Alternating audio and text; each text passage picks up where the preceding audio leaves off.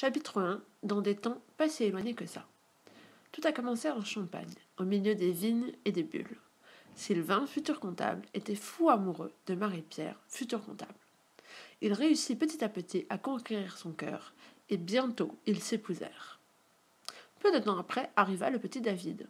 Quelques années plus tard, ils voulurent un deuxième enfant, et aux surprises, 2 bébés se disputaient la place dans le ventre arrondi de leur maman. Imagination.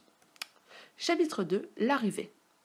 Celle qui ouvrait le chemin était bouclée et fripée. On la nomma Mélanie. La deuxième, arrivée au monde plus pépère, s'appela Aurélie.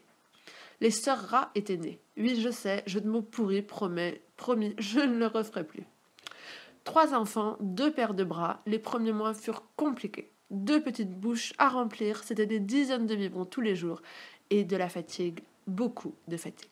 La maman cessa de travailler pour s'occuper de tout ce petit monde et faire tourner la maison. Chapitre 3. Les premières décennies. S'ensuivit une enfance plutôt studieuse et sportive. Mélanie était toujours première à l'école, au prix de beaucoup de travail, tandis qu'Aurélie savait faire juste ce qu'il fallait pour ne pas se faire remarquer. Toujours entourée de plein d'amis et de voisins, elles passaient leur temps libre entre cours de musique et matchs de tennis avec papa comme coach personnel. Elles passèrent toutes les deux leur bac avec brio, mais un correcteur de philo grognon priva Mélanie de la mention très bien. Mais nous ne nous attarderons pas sur ce point sensible.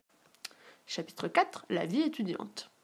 Après un déménagement de quelques kilomètres, les 2 sœurs entreprirent des études à Reims, toujours collées l'une à l'autre. Aurélie intégra une école d'ingénieur et Mélanie, que l'on surnomma bientôt Mémel, une école de commerce. Revenons 2 secondes sur ce surnom ridicule. Mémel, répétition de la première syllabe de Mélanie, qui lui a été attribuée car par manque de chance, sur 12 filles dans sa promo, il y avait 2 Mélanie. La première sut s'affirmer rapidement. Je suis Mel. Alors que Mélanie, Mémel, n'eut pas son mot à dire. Et là, on dit merci les gars. Comment résumer ces années? Sans rentrer dans les détails, je dirais alcool, cœur brisé, rue de Velle, sex shop, chameau, Angleterre et diplôme haut la main. L'une devenue ingénieure, l'autre blablateuse professionnelle. Chapitre 5. L'après-Reims. À elle, la grande vie. Youhou! Mémel fit un petit tour par la Sorbonne, histoire de blablater intelligemment, d'agrandir son cercle d'amis avec des bayas et des dudes et d'apprendre à remplir des camions. Aurélie, pendant ce temps, alla se perdre en Bretagne, dans un tout petit village quelque part par là. Oui, par là.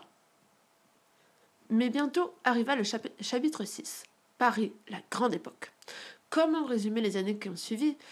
Mémel s'installa à Boulogne, à 1 heure de métro et de bus de son travail, pendant qu'Aurélie investit à Levallois-Perret dans un appartement à 5 minutes à pied de son boulot. Pépère, on vous a dit.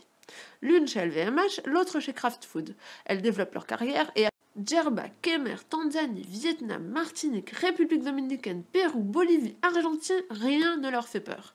En avion, sur des bateaux, en parachute, en plongée ou à dos de cheval.